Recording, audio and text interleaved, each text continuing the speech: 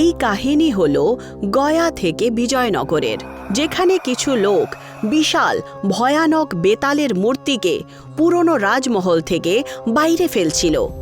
মূর্তি এতটাই ভয়ঙ্কর যে আত্মা কেঁপে ওঠে। তারপর দড়ি দিয়ে বেঁধে সেটাকে টানতে টানতে পুকুরের কিনারায় নিয়ে যাওয়া হয়। ধামা, আমি তোর সামনে হাত জোর করছি ভাই, এই মূর্তিটাকে এইভাবে অপমান করে তুই ফেলে দিস না রে। এ হলো আমাদের গ্রামের বিজয়নগরের রক্ষাকর্তা। আরে দূর, কি আজেবাজে বলো। হ্যাঁ, আরে টেকনোলজির যুগ এখন কাকা। আরে কতদিন এইসব অন্ধবিশ্বাস নিয়ে চলবে? আরে মূর্তিটাকে জলে ফেলে দাও তো। ধামার আদেশ পাওয়া মাত্র তার লোকেরা সেই মূর্তিটাকে পুকুরে ফেলে দেয়। মূর্তি আস্তে আস্তে পুকুরের গভীরতায় ঢুকে যায়। রাজমহলে রেনোভেশনের কাজ প্রচণ্ড তাড়াতাড়ি হচ্ছিল। আরে শোনো তোমরা, একটু তাড়াতাড়ি কাজটা শেষ করো তো। পরশুদিন আমাদের বন্ধু রঞ্জিতের বিয়ে রয়েছে কিনা? আচ্ছা ঠিক আছে বাবু, বুঝতে পারছি আপনার প্রথম ক্লায়েন্ট তো, ওকে কোনো রকম রাগাতে আমি দেব না। আরে প্রথম ক্লায়েন্ট তো ঠিকই, কিন্তু আমার বন্ধুও বটে। কাল পর্যন্ত সব কাজ হয়ে যাবে সাহেব। পরের দিন বিকেল পর্যন্ত রাজমহলের রিনোভেশনের কাজ পুরো হয়ে যায়। ধামা পুরনো রাজমহলকে এখন হোটেল বানিয়ে দিয়েছে। রাজমহলের ওপরে একটা বোর্ড লাগানো ছিল, চন্দ্রকান্ত কিলা। ওখানে কেউ আছে যে দূর দাঁড়িয়ে ঝোপঝাড়ের পেছন থেকে এই সব হতে দেখছিল। রাত্রের সময় চন্দ্রকান্ত কিলায় আজ একটা বিয়ে হতে চলেছে।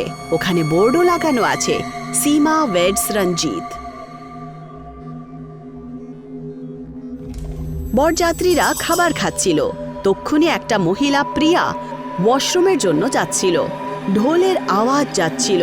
প্রিয়া খুব সুন্দর শাড়িতে কম আলোর গলি দিয়ে ওয়াশরুমের দিকে যাচ্ছিল। তক্ষুনি লাইটস টিমটিম শোতে শুরু করে। প্রিয়া বেশি একটা মনোযোগ দেয় না আর ওয়াশরুমে চলে যায়।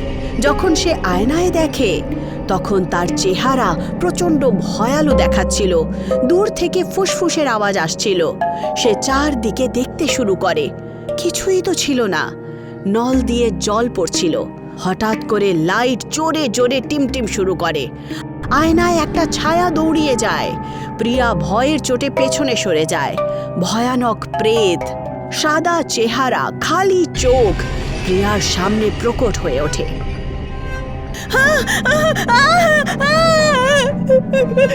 কে তোমরা? কে গো?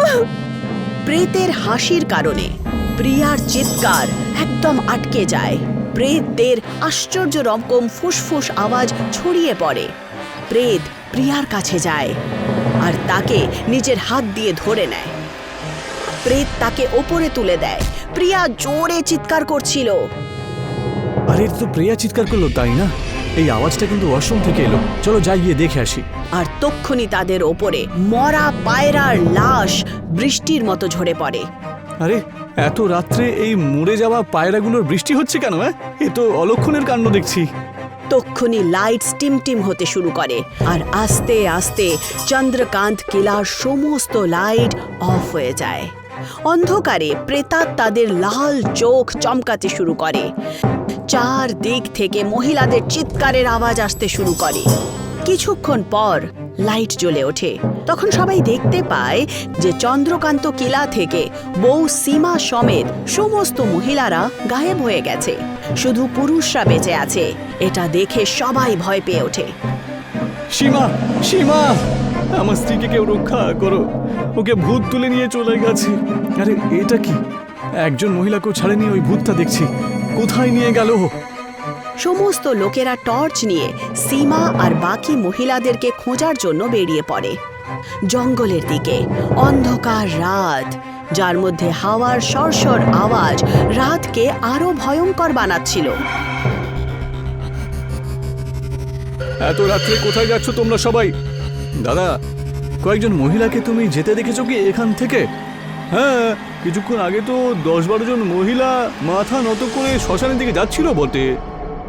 এটা শুনে সমস্ত লোকেরা ভয় পেয়ে ওঠে আর কম আলোর সাহারায় শ্মশান ঘাটের দিকে এগিয়ে যায়।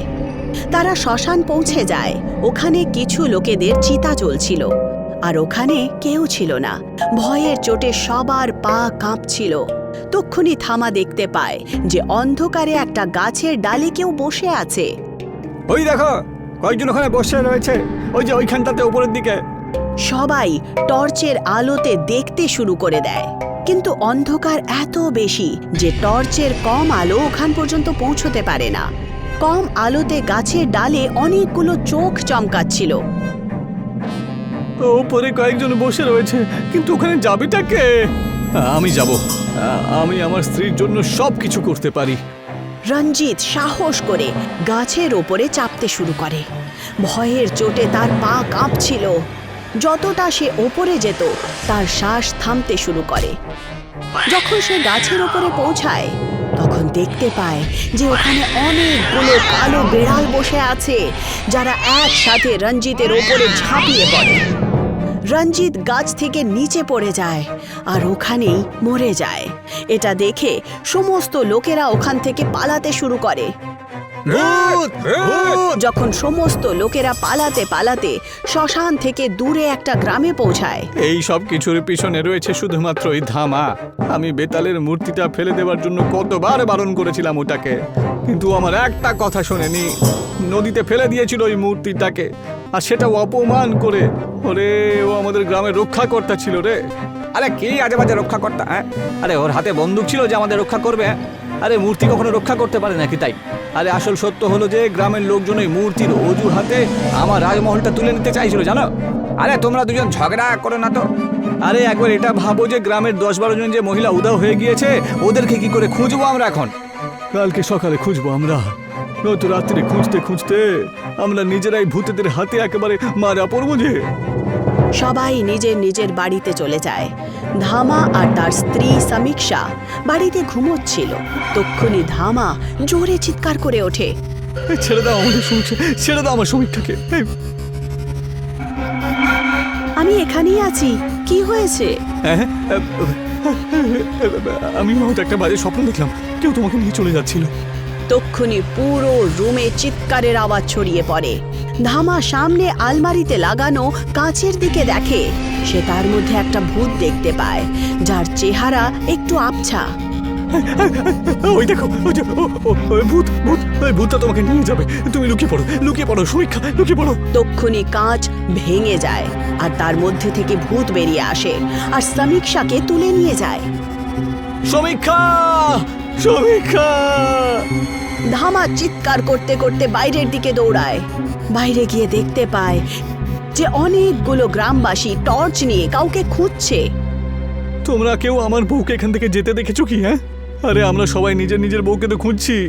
গ্রামের মোটামুটি সমস্ত মহিলা উধাও হয়ে গেছে গো। গ্রামের সমস্ত লোকেরা নিজের স্ত্রী, মেয়ে আর বউকে খুঁজতে শুরু করে। দিন রাত এক করে দেয়। গ্রাম জঙ্গল প্রত্যেক জায়গায় খোঁজে। খুঁজতে খুঁজতে 4 দিন কেটে যায়, কিন্তু ওরা কোনো মহিলাকে খুঁজে পায় না। রাত্রির সময় তারা ক্লান্ত হয়ে জঙ্গলে বসে পড়ে। তক্ষুনি ওরা দেখতে পায় যে গ্রামের সমস্ত মহিলারা অন্ধকারের দিক থেকে আসছে।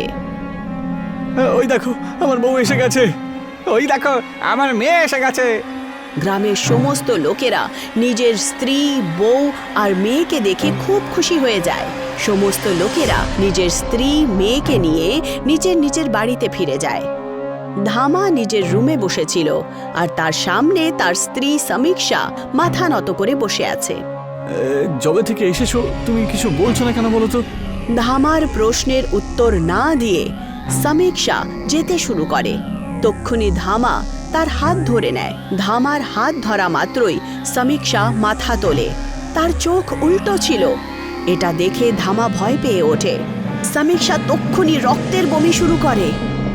কি হয়েছে সমীক্ষা? আমাকে মাংস দাও। কিন্তু তুমি তো ভেজিটেরিয়ান, তাই না?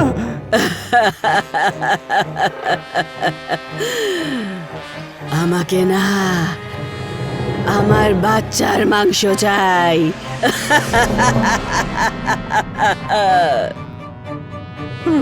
বাচ্চা? তুমি প্রেগনেন্ট? কিন্তু কিন্তু বাচ্চা মাংস কেন খাবে? ধামা নিজের বউকে নিয়ে হাসপাতালে পৌঁছে যায়। ডক্টর ম্যাম, আগে আমার স্ত্রীকে একবার দেখে নিন। ও খুব অদ্ভুত আচরণ করছে, বমির সাথে রক্ত বেরিয়ে আসছে, আর নিজের বাচ্চার জন্য মাংস চায়, কিন্তু ও আদৌ প্রেগনেন্টও নয়। এটা শুধু আপনার স্ত্রীর সমস্যা নয়, আপনার গ্রামের আরও অনেকগুলো মহিলারা ভর্তি আছে যাদের একই সমস্যা। যাই হোক, সোনোগ্রাফি করতে হবে যে সত্যি প্রেগনেন্ট নাকি।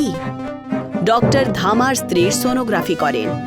তখন দেখতে পান যে তার পেটে একটা বাচ্চা আছে, কিন্তু সেটা কোনো সাধারণ বাচ্চা নয়, একটা শয়তানি বাচ্চা। কেন মৃত্যুর ছোট্ট দুধ হোক, তার চেহারা একেবারে সাধারণ, কিন্তু চোখ খালি, ছোট্ট হাতে খুব তীক্ষ্ণ নখ। এটা এটা কোনো সাধারণ বাচ্চা না, কোনো শয়তানি বাচ্চা। হ্যাঁ, কি? ডক্টর বিজয়নগরের সমস্ত মহিলাদের সোনোগ্রাফি করে। তখন দেখতে পান যে যারা উধাও হয়েছিল ওদের সবার পেটে শয়তানি বাচ্চা রয়েছে। এটা দেখে সমস্ত লোকেরা ভয় পেয়ে ওঠে। সবার গর্ভে এই যে শয়তানি বাচ্চাটা ছিল, সেটা কে? পুরো গ্রামে কি শয়তানদের রাজ হয়ে যাবে? বেতালের সেই মূর্তির কি রহস্য? সত্যিই কি সেই বেতালের মূর্তি গ্রামের রক্ষক ছিল? এই সমস্ত প্রশ্নের উত্তর জানার জন্য জুড়ে থাকুন আমাদের সাথে ধামার পরবর্তী অংশে।